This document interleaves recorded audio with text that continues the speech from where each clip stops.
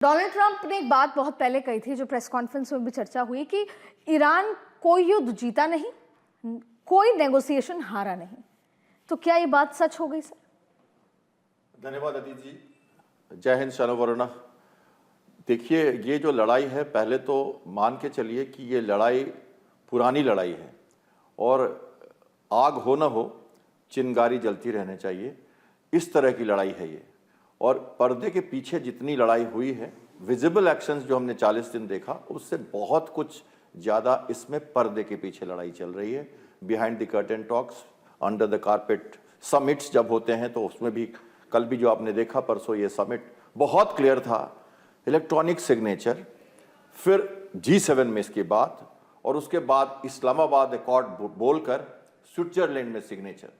आप समझ सकते हैं, ऐसे टीटीओ वर्सल्स हुआ था कभी वहां, लेकिन ऐसे तो हुआ नहीं था कि इतनी सारी छद्म नीति के साथ आप किसी पैक्ट पर आना चाहते हो। तो मैंने 2 दिन पहले कहा क्लियरली कि ये चलेगा नहीं, और कल रात को भी कहा मैंने बहुत क्लियरली कि ये चलेगा नहीं, इसलिए कि इसके अंदर हर क्लाउजेज में 14 जो सूत्री कार्यक्रम है, इसके हर क्लाउज में कहीं ना कहीं कुछ न कुछ छूटा हुआ है, जो कि बिल्कुल लिक्विफाइड हो जाएगा थोड़ी दिनों के बाद। और इस कारण से जेडी वैंस ने अपनी प्रेस्टीज बचाते हुए मना कर दिया जाना उन्होंने, और ईरान भी पीछे हट गया, क्योंकि पहले वो समझना चाहता है कि जो सिग्नेचर्स हुए हैं ये क्या वैलिड रह पाएंगे।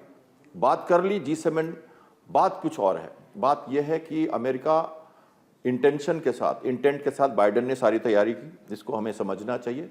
लॉर्ड ऑस्टिन उसके सेक्रेटरी ऑफ वॉर थे। 5 साल की तैयारी बाइडेन की हुई। जब वो निकले अफगानिस्तान से, तो उन्होंने डिसाइड किया, मिलिट्री डॉक्ट्रिन चेंज की 22 में। उन्होंने कहा कि अब हम किसी भी देश में जाके रुकेंगे नहीं, टैंक तोप नहीं लेके जाएंगे, इन्वेस्टमेंट वॉर में नहीं करेंगे। मैं उसको नाम देता हूं हिट एंड रन। आऊंगा, मारूंगा, निकल जाऊंगा, फिर से आऊंगा, थू थू करो, मैमा करो, FIR लॉन्च करो, कोई फर्क नहीं पड़ता।